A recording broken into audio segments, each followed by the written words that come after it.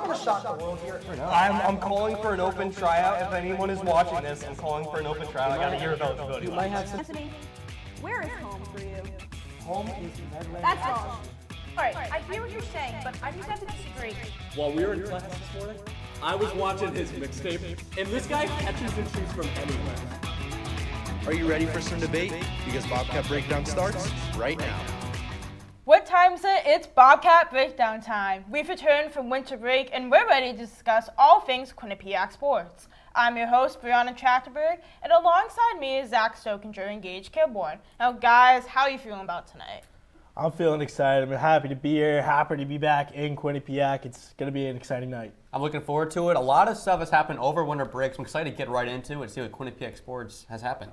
Alright, now to start off the show, let's take a look at how the hockey team did this weekend in their games against Cornell and Colgate, featuring some calls from QBSN.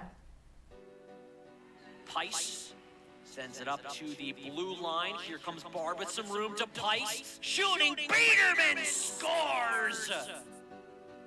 Side Burke's letting a stick cock. Now it's going to be Irwin. Big time drive, and it's in! It's a power play goal!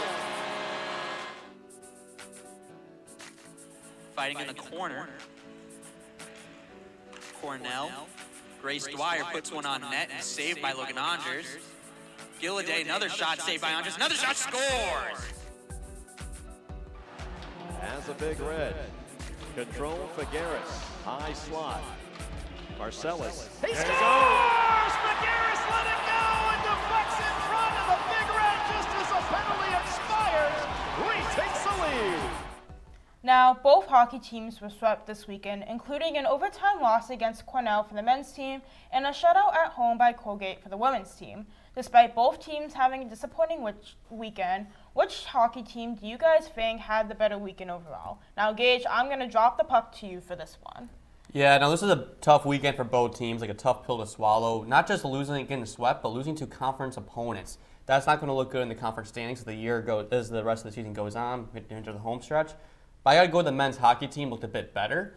And the reason for this is they had to go upstate New York to take on Colgate and Cornell in their home barns.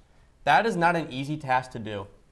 Yes, Colgate has had the season they've not been wanted to have, been struggling compared to winning the ECAC tournament last year, but they really have been able to find a way to have the confidence with Carter Geilander when it mattered most.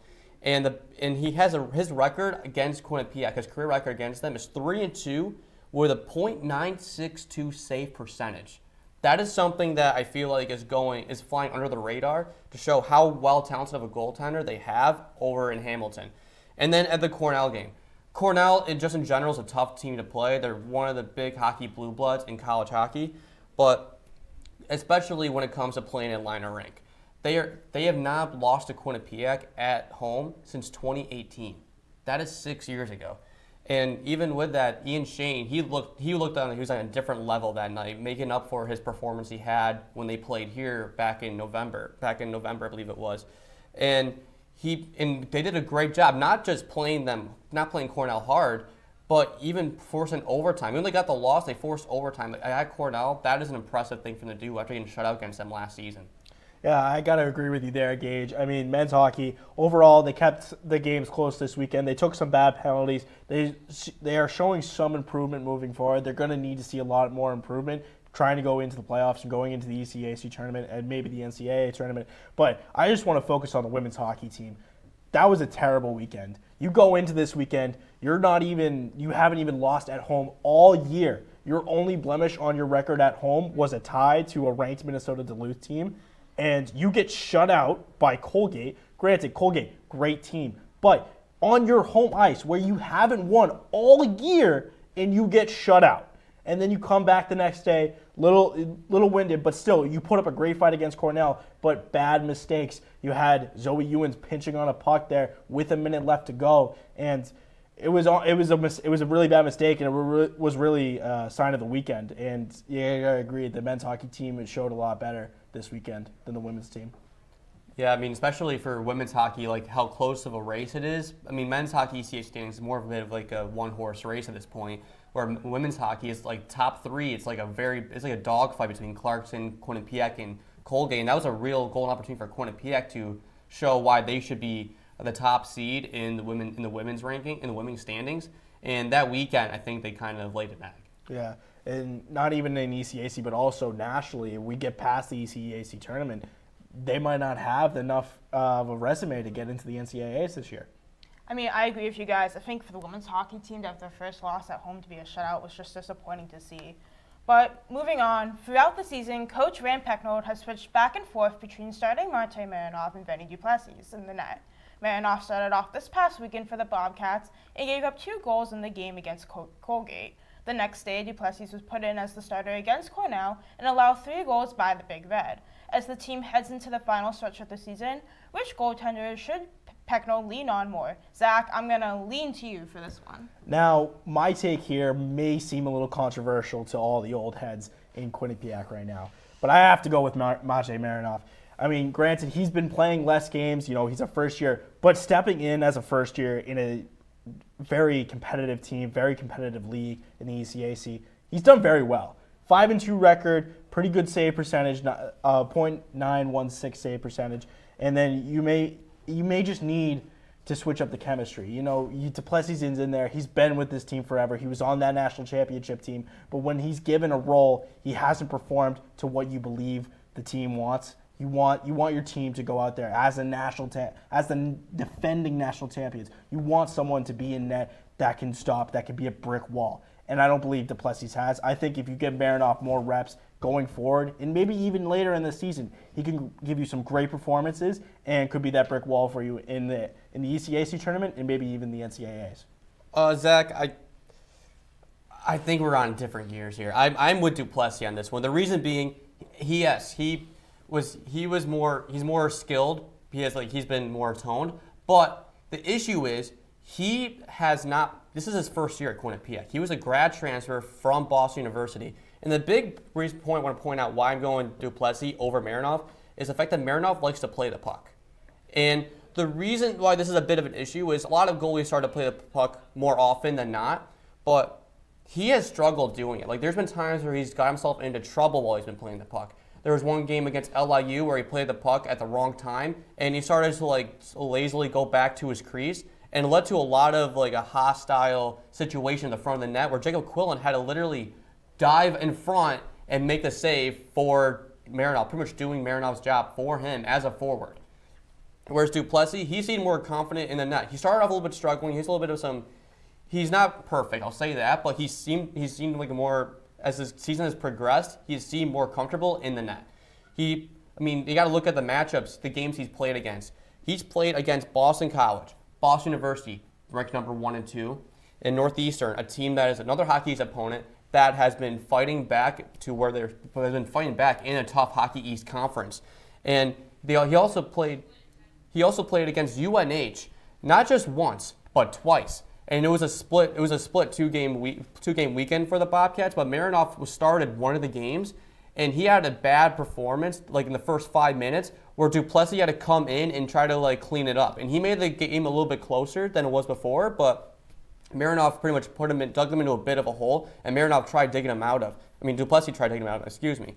And this past weekend especially, I think this kind of really showed the separation between the two goaltenders, is that Duplessis against Cornell, he had some insane saves in the third period to keep the Bobcats in to force overtime. Yes, he struggles in overtime. He scored 2 goals. He gave up 2 goals in 2 overtime games, I remember, including last weekend. But I think that he has been showing a lot more confidence in the crease. Well, I guess we just have to agree to disagree then. Sorry, Zach, I'm going to have to agree with Gage. I think Duplessis just had more of a solid performance this season, and his experience just helped him perform better than Marinov has. But that was some great debate, guys. And now we have to head to our first commercial break. But when we return, we'll have Keith Savage and Connor Corey join the desks to discuss all things Quinnipiac basketball.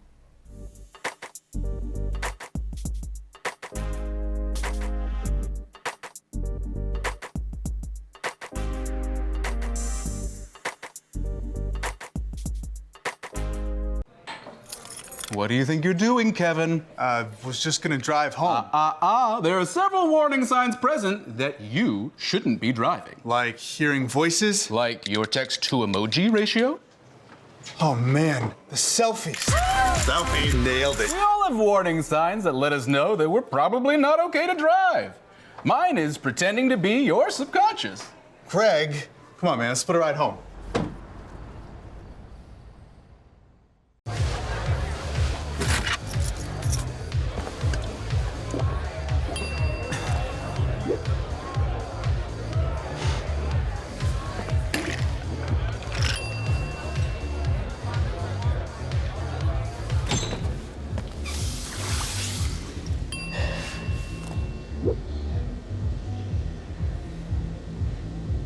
If you need to do something to feel okay to drive, you're not okay to drive. Don't drive buzzed. Multiple studies have shown that marijuana can slow both driver reaction and response time, which can be really dangerous. He's here. He's here. Wait. What? I can't drive. Why? My. Oh.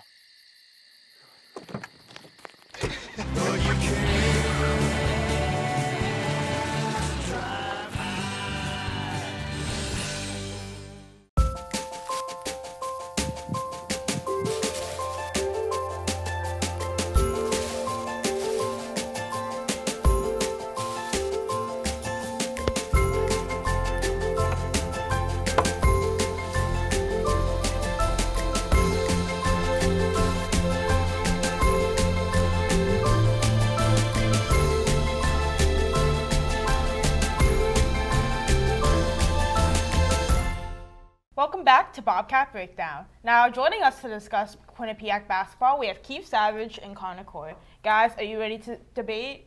Yeah, I'm excited to go. How about you, Connor? Yeah, I'm excited. You know, fresh start for the spring semester. I'm looking forward to it. So both the men's and women's basketball teams faced off against MAC opponents this weekend. Let's take a look to see how they fared on the court, featuring calls from KVSN. Beaver Falls, home of a lot of great NFL quarterbacks. Another steal for Amalia. That's her third of this half alone. Up and under and one, Mackenzie Amalia. For Otino. Belong for back-to-back triples. Yeah, he does. Make it 21 for Matt Belong. Parker drives the lane, draws the contact, and one.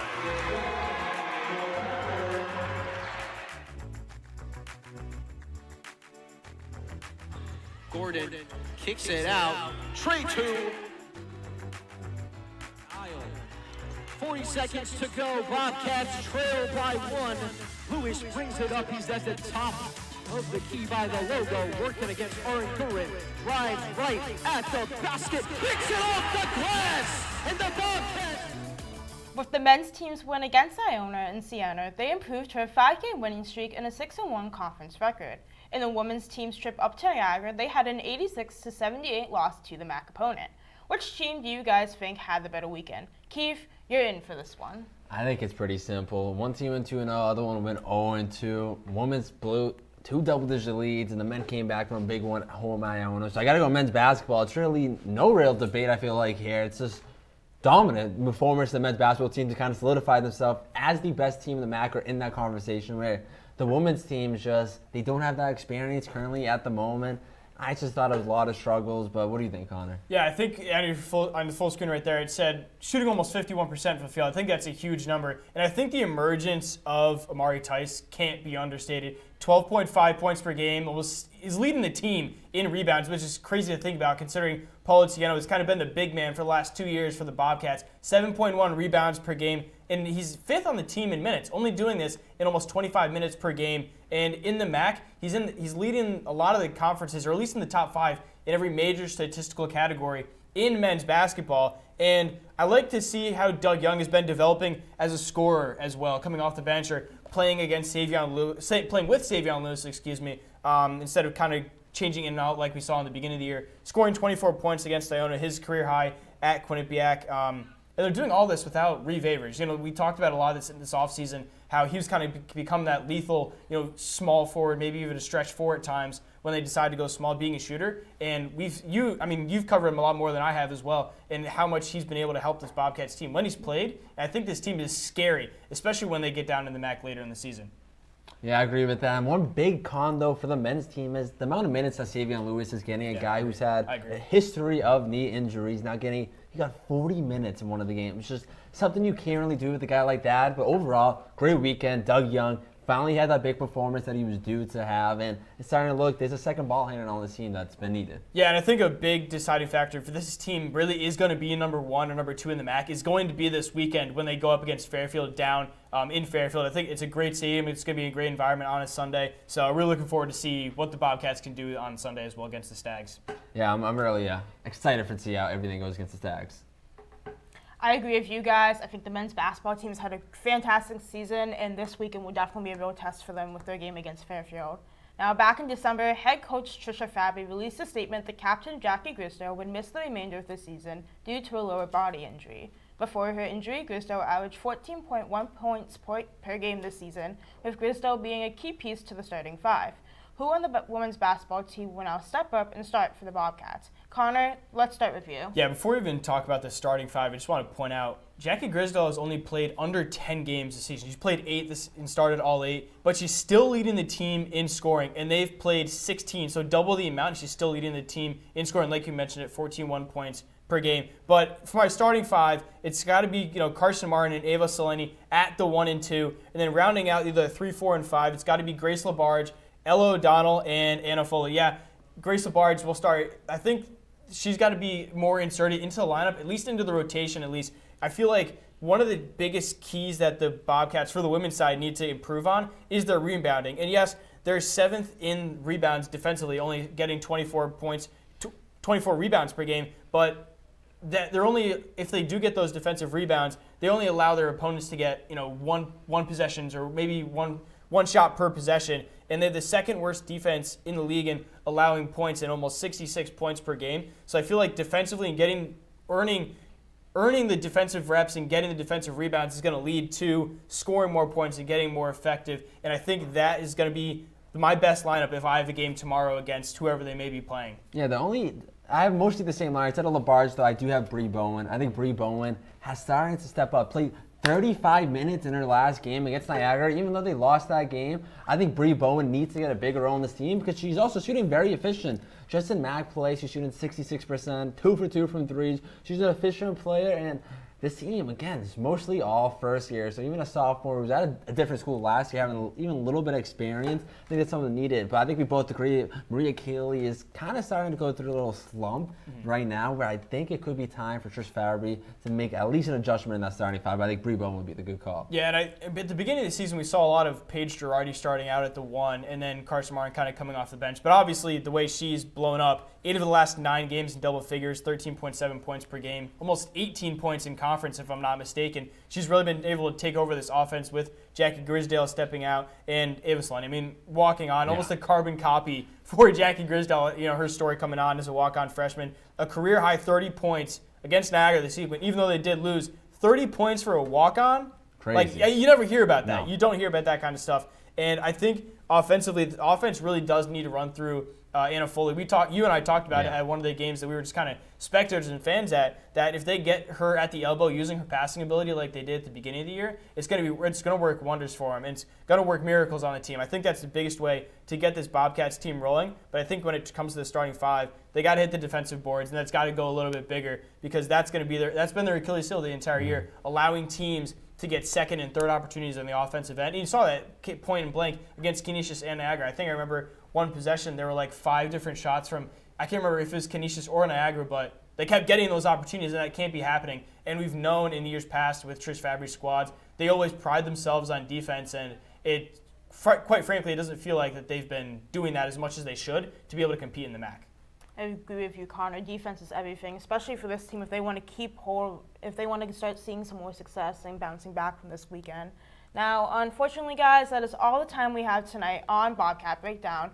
Make sure to follow us on social media at Q30 Sports and stay connected online at Q30TV.com. From all the producers and everyone working hard behind the scenes, he's Keith Savage, he's Connor Core, and I'm Brianna Trachtenberg. Have a great night.